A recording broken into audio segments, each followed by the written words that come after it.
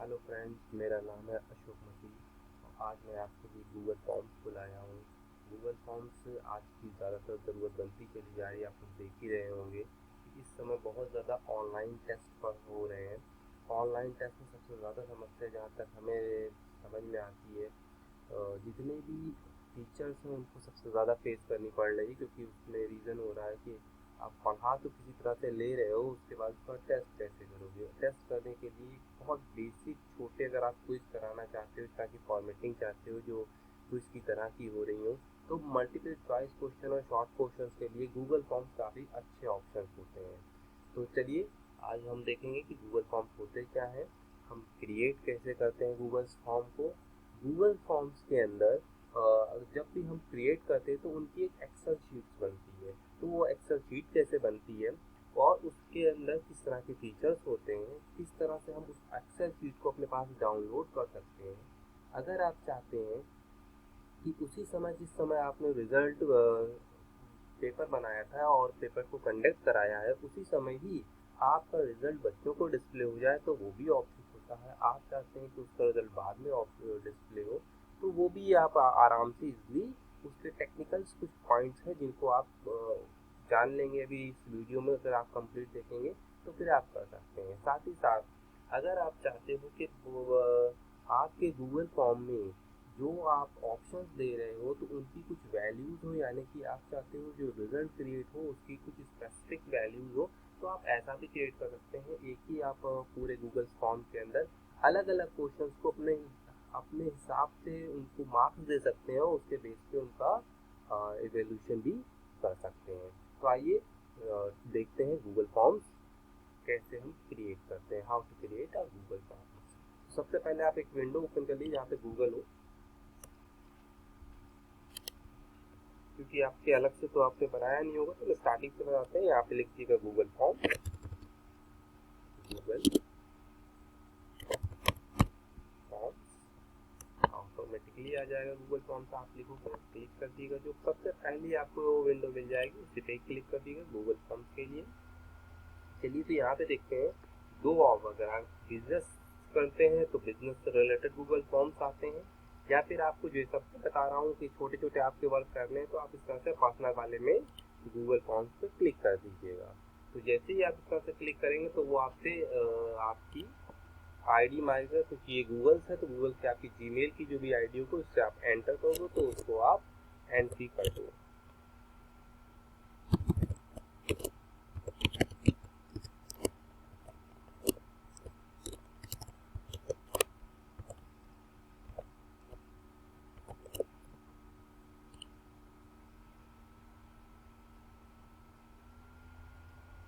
ये देखिए फ्रेंड्स, जब आप इस तरह से ओपन कर देंगे तो आपके पास कुछ इस तरह की विंडो सामने आ जाएगी। मैंने ऑलरेडी ये 2-3 फॉर्म्स और बना रखे हैं। आपके लिए मैं नया फॉर्म्स दिखाऊंगा कि आप किस तरह से गूगल फॉर्म क्रिएट करते हैं।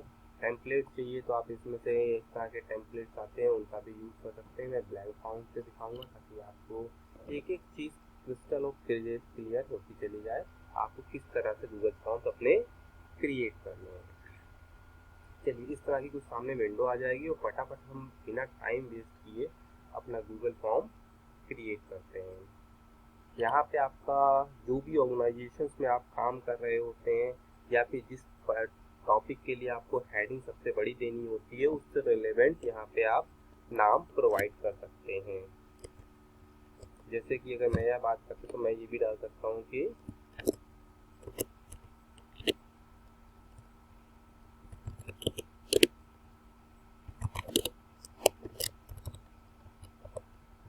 एजुकेशन फॉर ऑल, जैसे कि जो मेरा इसका यूट्यूब के चैनल का नाम है उसको मैंने मेंशन कर दिया है। या फिर आप कोई ऑर्गेनाइजेशन का नाम डालना चाहते हैं तो वो भी आप दे सकते हैं, कोई इश्यूज नहीं होगा। यहाँ पे आ गया मैंने डिपार्टमेंट डाल सकता हूँ। अगर कोई आप ऑर्गेनाइजेशन में है तो अगर आपको अपनी ये चैनल का नाम, क्योंकि ज़्यादातर चैनल के नाम से अगर आपको कर रहे हैं तो अपना सेपरेट एजुकेशन होगी, ये नहीं डालना है तो आप सीधे कंपनी का नाम डाल दो जिसका आप नाम है। उसका डिपार्टमेंट डालना चाहते हो तो आप डिपार्टमेंट डाल दो, आपकी डिपेंडेंसी है।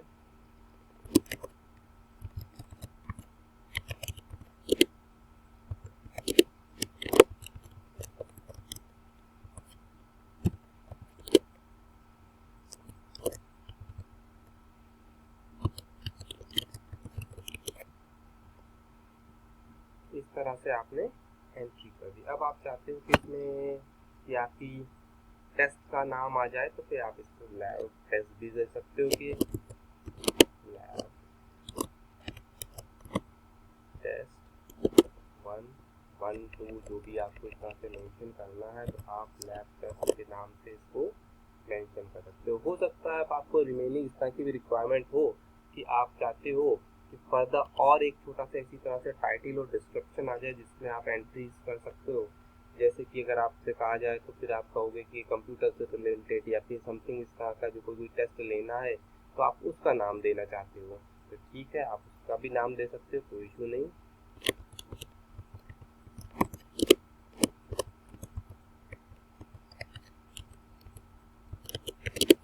इस तरह से आप टाइप कर दोगे। तो हाँ, ध्यान रखिएगा क्योंकि मेरा थोड़ा सा कीबोर्ड ख़राब है, तो कहीं कोई एक आध कीबोर्ड टच नहीं होते, तो मैं बाद में चेक कर लेता हूँ उस तरह की समस्याओं को कुछ आती है तो फिर रिसॉल्व कर लें। जैसे आप इसमें देख रहे हो,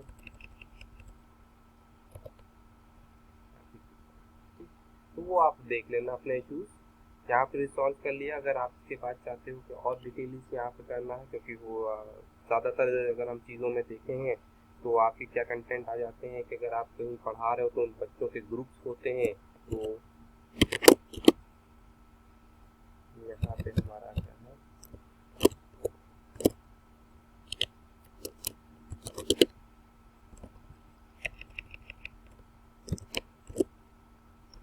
जैसे मैंने एक ले लिया है GSCIT 21, तो आप जिस तरह से एंट्री करना चाहोगे ये आपकी डिपेंडेंसी कि आप किस तरह से इनकी एंट्री करना चाहते हो। मैं एक छोटी एंट्री करके दिखाने की कोशिश कर रहा हूँ ताकि आपको बाद में इसका समस्याएं ना हो, तो आप वो भी क्रिएट कर सकते हो, क्योंकि आप जिस तरह से चाहोगे उस तरह से इसकी आप डिज़ाइनिंग कर सकते हो। इसकी डेट आप डाल सकते हो, कुछ भी जैसे डाल दिया 5/5 और 30। तो आपने अगर इस तरह की एंट्री करके उसको आप, हाँ, इसमें टैब काम निकालेगा, स्पेस बार से आप इसको धीरे धीरे धीरे मूव करा के अपनी जिस पोजीशन पे भी इसको स्टॉप करना है उसको आप छोड़ सकते हो। और इसके आगे भी अगर आपको कोई एंट्रीज करनी है, कोई इशूज़ नहीं, आप यहाँ पे जाके एंटर करोगे तो फिर से एक्टिवेट हो जाएगा। जैसे कि आप अपना नाम देना चाहते हो तो वो भी आप इसके अंदर प्रोवाइड करा सकते हो, कोई उसका भी इशूज़ नहीं है। इस तरह से प्रोवाइड करा दिया आपने नाम। अगर आप सेशन डालना चाहते हो तो फिर आप सेशन भी प्रोवाइड करा सकते हो।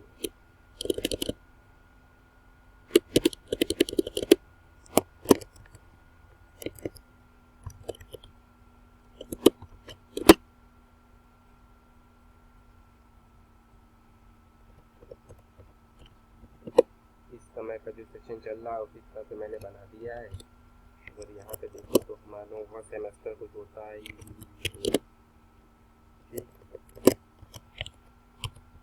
सेमेस्टर इस तरह से आप प्रोवाइड कर सकते हो। तो आपने एक छोटी बेसिक हेडिंग बना ली और स्टार्ट दे दिया। हाँ, ध्यान रखिएगा ज़्यादातर लोग भूल जाते हैं कि अगर आप 2-3 कंटेंट बना रहे हो, एक नहीं है, तो फिर यहाँ पे अपने जो भी आप काम कर रहे हो जिससे रिलेवेंट फाइल का नाम प्रोवाइड कराना है, क्योंकि अभी मैं बाहर निकल के आके दिखाऊंगा तो आपके पास कई सारी फाइल्स होंगी और सेम एक तरह के नाम की होंगी, तो बाद में बहुत कन्फ्यूजन हो जाता है। तो इसलिए आप नाम इसका प्रोवाइड कर देना कोई सा कोई, जैसे कि ऑटोमेटिकली यहाँ पे हम जैसे ही क्लिक किया तो उसने उठा लिया था नाम कि SRMU जो हमने यहाँ पे हेडिंग दी थी। अगर फोल्डर बनाना चाहते हो तो आप यहाँ से फोल्डर भी बना सकते हो, उसमें भी कोई इश्यूज नहीं जनरेट होंगे। आइए तो अब हम एक चीज़ और देखते हैं कि हमारे पास कुछ समथिंग क्वेश्चंस होने चाहिए जो मल्टीपल चॉइस क्वेश्चंस के होंगे जिनको आप इसमें ऐड करना चाहोगे। तो यहाँ पे क्वेश्चंस के पहले आपके पास क्या आता है ऑप्शन कि हम इसमें कुछ ऐसी एंट्रीज करें जो हमारे बच्चों के नाम वाम को एक्सप्लेन कर सके और जो चीज़ें बेसिक समझ हो सके। तो यहाँ पे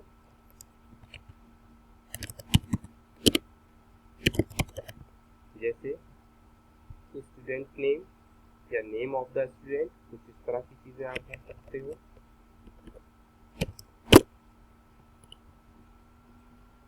यहाँ पे name of the student required field हो जाती है, क्योंकि आप हर कंडीशन पे चाहोगे कि इसको फिल करना, तो ये आपकी रिक्वायर्ड फील्ड होती है।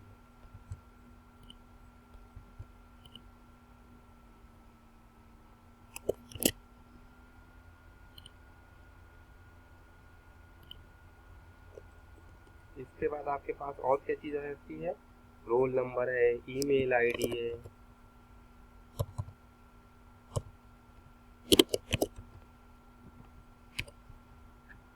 वो भी मेंशन आप कर सकते हो।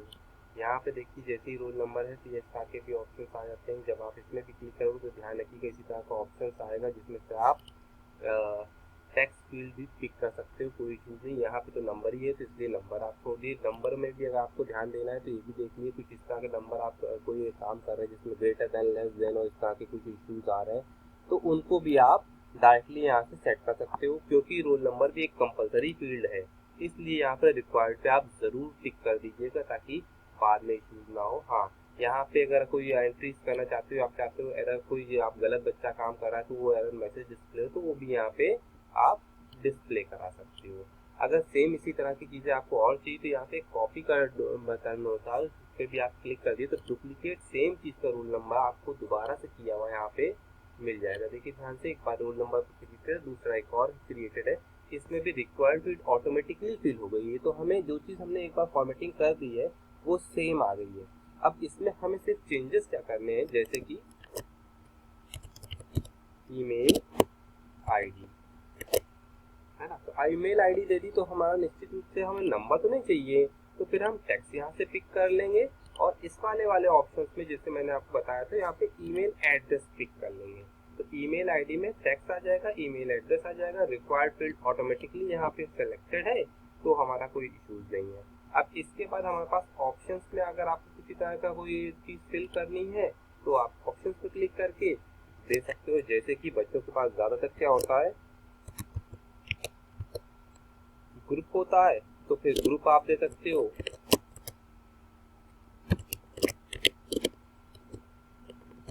इस तरह से ग्रुप के लिए दे सकते हो। तो ग्रुप में ऑप्शंस होते हैं, तो फिर ग्रुप में ऑप्शंस क्या हो गया, 2 1 जैसे हो गया, एंटर करोगे 2 2 हो गया और एंटर करोगे 2 3 हो गया। इस तरह से n नंबर ऑफ आप ग्रुप्स भी प्रोवाइड कर सकते हो, कोई इसमें भी इशूज नहीं होगा। इजीली ये ग्रुप भी क्रिएटेड होते चलते आएंगे, आपको दिख रहा होगा।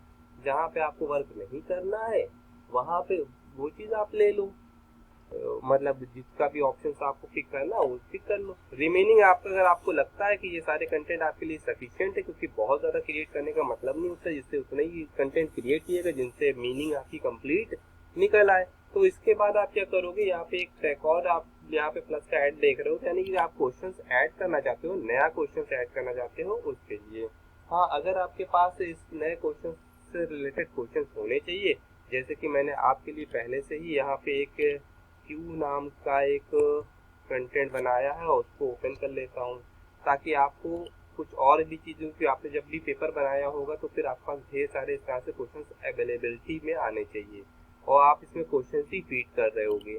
क्वेश्चन फीड करोगे तो उसको मैंने कई तरह से आपको फीड करके भी दिखाऊँ कि कितनी तेज़ी से आप क्वेश्चन को आप फीड कर सकते हो। एक तरीका तो ये, क्वेश्चन जहाँ पे आपने क्लिक किया है वहाँ पे आप जाओगे, क्वेश्चंस को पूरा सेलेक्ट करोगे, कॉपी करोगे क्योंकि आपने पहले से टाइप करके रखा होगा और यहाँ पे पेस्ट कर दोगे।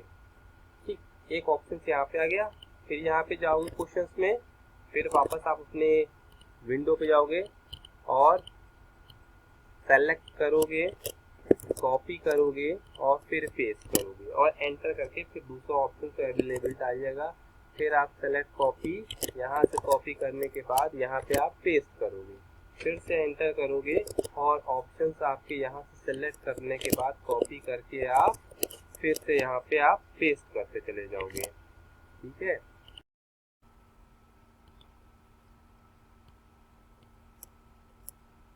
तो लास्ट पोस्ट का ऑप्शन भी आप इसी तरह से इजीली कॉपी करके अपनी इस वेबसाइट पे एंटर यहाँ पे कर दीजिएगा तो नेक्स्ट ऑप्शन क्या आ जाएगा, पेस्ट कर दीजिएगा यहाँ पे, तो आपके चारों ऑप्शन यहाँ पे डिस्प्ले होंगे। अब इसकी एक और छोटी सी ट्रिक है, आप अगर नया कुछ दूसरा बनाना चाहते हैं तो आपने इस तरह से कॉपी कर लिया, सेम यहाँ पे ऑप्शन आ गए। आपको क्या काम करना है, जो आपका क्वेश्चन बैंक है उसका क्वेश्चन को उठा के यहाँ से डायरेक्टली कॉपी किया। पहले वाले क्वेश्चन में तो आपको थोड़ा सा इस तरह से कॉपी पेस्ट पहले वाले ऑप्शन में करना पड़ेगा। रिमेनिंग जो अगर आपके इस तरह के ऑप्शन हैं, जैसे कि आपके पास 4 ऑप्शन थे, हमने बार बार वन बाई सबको कॉपी किया तो टाइम ज़्यादा कंज्यूम होगा। इस बार हमने क्या किया कि सारे के सारे एक साथ कॉपी कर लिए हैं और यहाँ पे पेस्ट कर दीजिए, एक साथ ही चारों आ जाएंगे, आपको बार बार कॉपी और पेस्ट करने का इश्यूज नहीं उठेगा। तो ये भी आप एक छोटा सा ऑप्शन कर सकते हैं। हाँ, क्वेश्चन में कोशिश कीजिएगा यहाँ पे 1 पॉइंट के हिसाब से क्वेश्चन देते जाइएगा, तो आपको कैलकुलेट करने की जरूरत नहीं पड़ेगी कितने नंबर ऑफ क्वेश्चंस आपको क्रिएट कर लिए हैं आपने। तो यहाँ पे इस तरह से ऑप्शन देते जाइएगा साथ में, ताकि आपको ऑप्शन कैलकुलेट करने की रिक्वायरमेंट ना पड़े। और एक इजी पैटर्न होता है कि आपने जिस तरह का आपको चाहिए होता है कि फिर लगातार आप मल्टीपल चॉइस क्वेश्चन से आप यूज करते, तो इस तरह से या तो आप यहाँ पे ऑप्शन यूज करेंगे या फिर आप यहाँ से कॉपी कर सकते हैं। कॉपी करने में भी सेम हमारा ऑप्शन ऑलरेडी यहाँ पे 4 क्रिएट होके आ जाते हैं और उनके बाद इसके बाद हम अपने उस पर्टिकुलर कंटेंट पे जा सकते हैं जहाँ पे कोड है, और कोड को आप यहाँ से फिर से सेम कॉपी किया और वापस ले जाके अपनी वेबसाइट पे उससे पेस्ट कर दीजिए। फिर यहाँ पे नेक्स्ट पे जाइएगा और चारों ऑप्शंस कॉपी कर लिए और वापसी में आपने अपने कंटेंट पे लाके पेस्ट करेंगे तो ऑटोमेटिकली आ जाएगा। ध्यान दिएगा, मैंने इसलिए दिखाया है, यहाँ पे अगर आप इस तरह से पूरे कंटेंट कॉपी करते तो ऑप्शंस फिर से बढ़ जाएंगे और फिर रिमेनिंग केस में आपको इन ऑप्शंस को डिलीट करना पड़ेगा।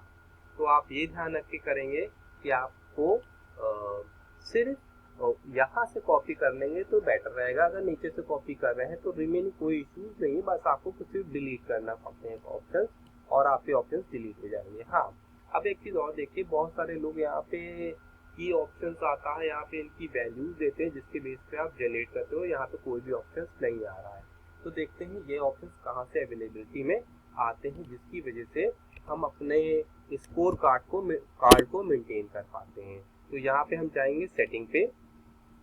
सेटिंग पे जैसे ही आप जाते हो तो हमारे पास 3 ऑप्शन आते हैं, एक जर्नल है, एक प्रेजेंटेशन है और तीसरा है क्विज।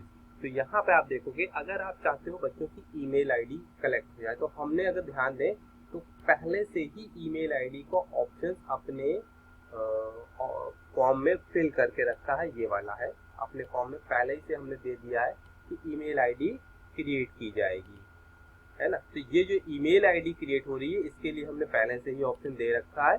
तो फिर ये हमारे पास ईमेल आईडी है, इसलिए हमें यहाँ पे जो प्रोवाइड किया गया ईमेल आईडी का ऑप्शन है इसको टिक नहीं करना है, ठीक है।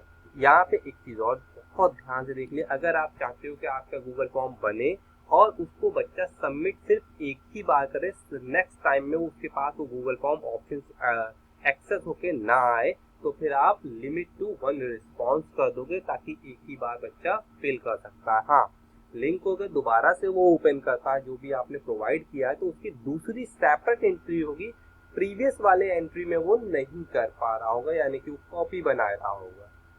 तो आप तुरंत ही ट्रेस कर लो कि बच्चे ने बार बार कॉपी बनाने की कोशिश की, यानी कहीं ना कहीं से उसने उसको मॉडिफिकेशन या ऐड किया होगा, चेंजेस किए हैं। हाँ, एडिट आफ्टर सबमिट, अगर आप चाहते हो कि सबमिट करने के बाद भी बच्चा एडिट कर पाए तो ये वाला ऑप्शन क्लिक कीजिएगा। ज़्यादातर हम लोग क्विज के फॉर्मेट में एडिट का ऑप्शन नहीं देते हैं, तो यहाँ से ऑप्शन हटा लीजिएगा। चार्ट अगर आपको बनवा के इसका यूज़ करके देखना है तो फिर आप इसका यूज़ कर सकते हो थर्ड ऑप्शन का, नहीं तो फिर नहीं। अगर आप चाहते हो कि बच्चे को बार बन के आ जाए, यानी कि उसमें कितने नंबर, यहाँ पे अगर आप देख रहे हो फिर से ध्यान से, तो हम लोग यहाँ पे कोई भी क्वेश्चन के ऊपर नंबरिंग नहीं आ रही थी, तो बार बार हम लोग यहाँ पे नंबरिंग हमने इसीलिए जनरेट कर दी थी 1 2 3 करके। अगर इस तरह की नंबरिंग नहीं आ रही तो हमारे पास बार चार्ट का ऑप्शन होता है कि वो बार बार दिखा रहा होगा कितना लगभग आपने बच्चे ने काम कर लिया है, या जो भी उसको कोई को दे रहा है उसको उसने कितना काम कंप्लीट कर लिया। इसलिए यहाँ पे बार चार्ट को अगर आप क्लिक कर दोगे तो बार बन के आना चालू हो जाएगा। अगर आप चाहते हो कोई लिंक है सबमिट अनदर रिस्पॉन्स, और कोई दूसरा रिस्पॉन्स देना चाहते हैं आज जब बच्चे जाता है तो फिर आप इसको क्लिक कर देना, नहीं तो फिर इन ऑप्शंस को ज़्यादातर रिक्वायरमेंट होती नहीं, क्योंकि ये सारे ऑप्शन जितने आप ऑप्शन बढ़ाओगे थोड़ा सा कहीं ना कहीं हमारा फॉर्म हैवी होने लगेगा और उस पर वर्किंग करने में उस इंटरनेट की इश्यूज होगा, क्योंकि आजकल इंटरनेट ही सबसे ज़्यादा आती है। और एक बहुत बढ़िया ऑप्शन था शफलिंग, ये अगर आप क्लिक कर दोगे और एक साथ सारे बच्चे किसी एक ही जगह पे भी बैठ के कर रहे होंगे, तब भी जो आपके सारे क्वेश्चन अलग अलग बच्चों को शफल होके आ रहे होंगे, एक सीरियल फॉर्मेट में नहीं आएगा 1 2 3 जिस फॉर्मेट का हमने बनाया केवल उसमें नहीं, ऑटोमेटिकली क्वेश्चन सब शफल हो जाएंगे और उसके बेस पे जनरेट होके आ रहे होंगे। ये भी आपकी डिपेंडेंसी है कि आप इन तीनों में से कौन से ऑप्शन को चूज करते हो। जो सबसे इम्पोर्टेंट पार्ट है वो है यहाँ का क्विज, क्योंकि यहाँ में अगर आप देख रहे हो मेक दिस अ क्विज, तो आप इसको क्लिक जरूर कर लीजिएगा। मेरे ऑप्शन के हिसाब से मैं ज़्यादातर प्रेफर कराता हूँ कि ज़्यादातर अगर आप इस ऑप्शन को चूज करते हो तो बहुत ज़्यादा एडवांटेजेस मिलते हैं। अब देखते हैं कौन से एडवांटेजेस मिलते हैं। एक होता है इमीडिएट आफ्टर ईच सबमिटेड, जैसे ही बच्चा सबमिट करेगा उसको इसका आंसर मिल जाएगा। आप चाहते हो कि ऑनलाइन आंसर प्रोवाइड करना, ताकि बच्चा ने जैसे क्विज किया है उसको उसके मार्क्स पता चल जाए, कितने मार्क्स हुआ और कैलकुलेट हो जाए। ये ज़्यादातर ऑप्शन हम प्रिफर ना करा के लेटर, यानी कि आप देख लो मैनुअली किस तरह से हुआ है, कितना कंटेंट आया है, क्या है, किसी तरह का कोई फॉल्ट नहीं, कोई इश्यूज नहीं है, उसके बाद इस तरह के ऑप्शन हो। क्योंकि कभी कभी क्या होता है कि हम लोग के क्वेश्चंस रिपीट हो जाते हैं या फिर कभी कभी आंसर सही नहीं हो, तो आपको अपने हिसाब से मॉडिफिकेशंस करके भी प्रोवाइड करना, तो उस केस में लेटर वाला ऑप्शन अच्छा होता है। लेकिन इसको सेलेक्ट जरूर कीजिए, क्योंकि आपके पास सारा डेटा अच्छे से मेंटेन होके आता है, तब आप यूज करोगे। अब इसमें एक और होता है मिस्ड क्वेश्चन। अगर कोई मिस्ड क्वेश्चन हो जाएंगे वो भी आपको देख सकते हो, करेक्ट क्वेश्चन कितने हैं, और पॉइंट वैल्यू। ये पॉइंट वैल्यू को क्योंकि आप सेलेक्ट करते हो तो उसका फायदा मिल जाता है। जैसे ही आप इसको यहाँ पे सेव करेंगे तो अब आप देखोगे कि जो हमारा क्वेश्चन था हमने उसके ऊपर क्लिक किया है तो यहाँ पे आंसर की अवेलेबल हो गई है। यही आंसर की हमें आंसर प्रोवाइड करने में हेल्प देती हो यहाँ पे पॉइंट वैल्यू। पॉइंट वैल्यू ऐसे नहीं आएगी, जैसे ही आप इस पर क्लिक करोगे तो आपसे पूछेगा कौन सा आंसर है जिसको आप आगे फर्दर सेलेक्ट के फॉर्मेट में देखना चाहते हो, तो उसको आप टिक कर देना। यहाँ पे पॉइंट की वैल्यू प्रोवाइड कर दीजिएगा।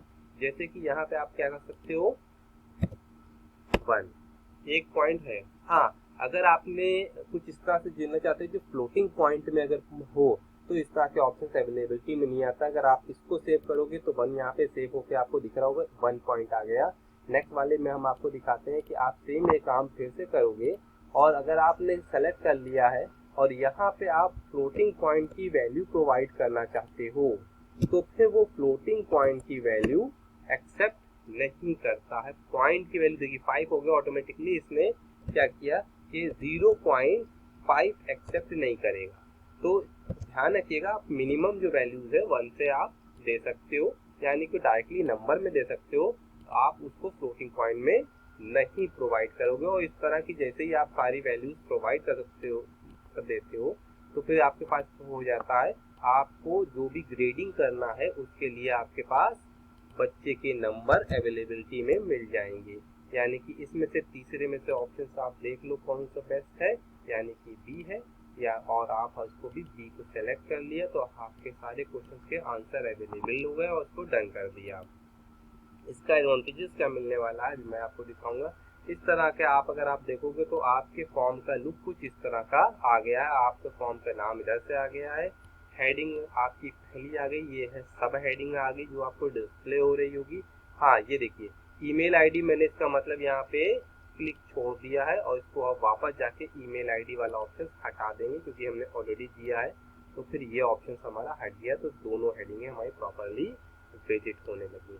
तो इस तरह का कुछ आपके फॉर्म का लुक आ गया है, आप ज़्यादातर देख सकते हो।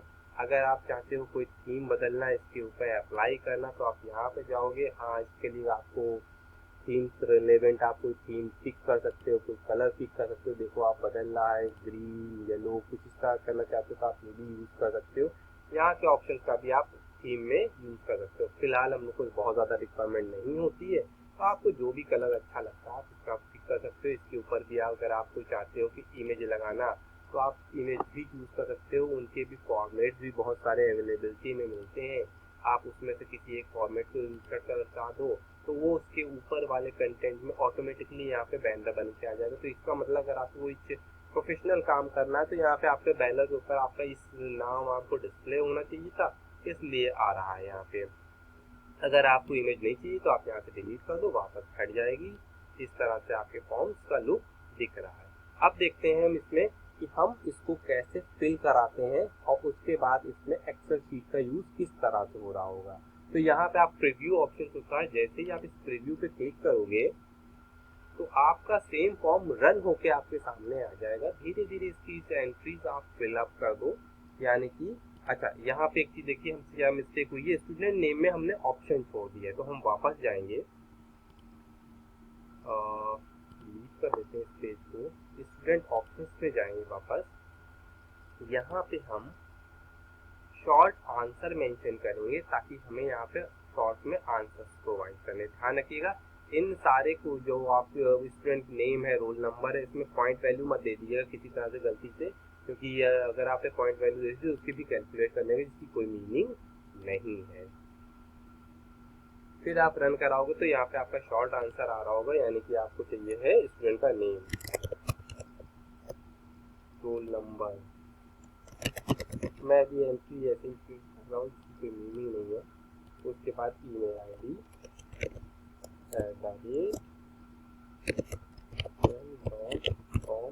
क्योंकि आप ये एंट्रीज कंपलसरी हो जाएगी, इधर की तो चेक नहीं होती है, तो फिर भी आपके पास एंट्री आ जाएगी। जो भी बच्चे का ग्रुप होगा वो अपने आप पिक कर लेगा, नीचे आएगा तो ऑप्शंस में पिक कर लेगा, यहाँ पे चला जाएगा। हमारे पास सिर्फ 3 ही क्वेश्चन है, आपके पास जितने भी क्वेश्चन होंगे उनके बेस में आ जाएगा। बच्चा चेक करने के बाद, देखने के बाद यहाँ पे सबमिट पे क्लिक कर देगा। जैसे ही सबमिट पे क्लिक करेगा तो इस तरह का आ जाएगा रिस्पॉन्स के लिए। अब वो उसमें चाहे जितनी बार रिफ्रेश करेगा उसको यही पेज मिलेगा बार बार, क्योंकि वो सबमिट कर चुका है। तो यहाँ से वो बच्चा तो वाइंड अप अपना कर चुका होगा सेशन, तो क्लोज हो जाएगा। और क्लोज हो जाने के बाद अब यहाँ पे आप देखो तो एक यहाँ पे रिस्पॉन्स करके आ गया है, यानी कि रिस्पॉन्स टू। अगर आपको एक्सेल शीट या इससे रिलेटेड डेटा चाहिए तो आप इस रिस्पॉन्स पे क्लिक कर देना। जैसे ही आप इस रिस्पॉन्स पे क्लिक करोगे तो कुछ इस तरह का आपके पास कंटेंट अवेलेबिलिटी में आ जाएगा। यहाँ पे आप ध्यान से देखोगे तो क्रिएट स्प्रेडशीट लिख के आ रहा है। हाँ, अगर आप यहाँ के कंटेंट को देख लोगे तो आपको बार चार्ट, इस तरह के चार्टों की अगर रिक्वायरमेंट है तो फिर आप नीचे के कंटेंट पे जाओगे, एक एक ईमेल आईडी, एक एक चीज़ का चार्ट बन के ऑटोमेटिकली आ रहा होगा। लेकिन हम लोगों को ज़्यादातर रिक्वायरमेंट स्प्रेडशीट की होती है, तो यहाँ पे क्लिक कर दीजिएगा। अब वो आपसे पूछेगा कि क्या कोई पहले से एग्जिस्टिंग स्प्रेडशीट है जिसमें आप चाहते हो वर्क होके आना, या फिर आप चाहते हो नई एक्सेल शीट में। तो फिर आप स्प्रेडशीट नई के लिए क्रिएट कर दीजिएगा, तो ऑटोमेटिकली एक स्प्रेडशीट क्रिएट हो जाएगी। और वो आपको क्या पूछ रहा होगा कि उसमें आप किस तरह के एंट्रीज उसको क्या डाउनलोड करना चाहते हैं या फिर नहीं। तो ये आपके पास एक स्प्रेडशीट होके आ गई है। इसमें कुछ ज़्यादा समय आपने शायद देखा हो तो नहीं लगा हुआ है। तो ये स्प्रेडशीट में क्योंकि 2 बार अच्छा एक एंट्रीज हमने पहले कर दी थी, उसकी वजह से यहाँ पे 2 बार आई है। तो यहाँ पे देखते हैं 3 क्वेश्चन में से बच्चे ने कितने कंप्लीट कर लिए, 2। तो 3 में से 2 कर चुका है। आपके पास पूरा उस बच्चे का स्कोर कार्ड आ रहा है। जैसे मैंने यहाँ पे 2 एंट्रीज की है इसलिए 2 बार दिखा रहा है। और एक चीज और ध्यान से देखिएगा, बच्चे ने पहले कब काम किया था और बाद में कब काम किया उसकी भी टाइम स्टैम्प भी डिस्प्ले हो रहा है। यानी कि आप ट्रेस कर सकते हो, एक बार बच्चे ने काम पहले कर लिया है तो उसके बाद दोबारा गलती से उसने कर भी दिया है ओपन लिंक करके, तो आप उस वाले नेक्स्ट वाले को डिस्कार्ड कर सकते हो या फिर अपने अकॉर्डिंग उसके रिलेटेड रूल्स क्रिएट कर सकते हो। और अगर इसको हम पूरा देखेंगे तो सारी चीजें यहाँ पे डिस्प्ले हो रही हैं जितनी चीजें उसने फिल की थी। और उसको आपको स्कोर कार्ड मिल जाएगा, तो इसके बेस पर अगर आपको एक्सेल आती है तो आपको जिस तरह का फिल्टर करना है आप उस पर अप्लाई कर सकते हो। हाँ, जो आपके काम की चीजें यहाँ पे फाइल पे जाइएगा और डाउनलोड पे क्लिक कर दीजिएगा। डाउनलोड में आप एक्सेल की शीट को प्रेफर कर लीजिएगा। तो ये एक्सेल की शीट आपसे डाउनलोड के लिए मांगेगा और आप सेव कर देना तो आपके डॉक्यूमेंट में एक्सेल शीट मूव करके चली जाएगी। और जब चाहोगे आप उस एक्सेल शीट को ओपन कर सकते हो। चलिए दोस्तों फिर देखते हैं। अब मेरे ख्याल से मैंने आपको सारी इसकी बारीकियां बता दी हैं। 3 पॉइंट यहाँ पे दिखने लगा हुआ है और बचा नहीं है। अगर आपको कुछ भी इससे रिलेवेंट और क्वेरी बचती है, पूछना हो तो भी आप पूछ सकते हो। यहाँ पे अगर एक 5 चीज़ें हमसे पूछ रही हैं, अभी मैंने आपको इमेज इंसर्ट करानी है तो यहाँ से करा सकते हो। अगर आपको टाइटल जो मैंने था वो मैंने यहाँ से दिखा दी, या आप ऑटोमेटिकली यहाँ पे 3-4 ऑप्शन है, इनका भी आप यूज़ इजली कर सकते हो। अगर आपको मेरा डिस्क्रिप्शन पसंद आया हो तो लाइक कीजिएगा, सब्सक्राइब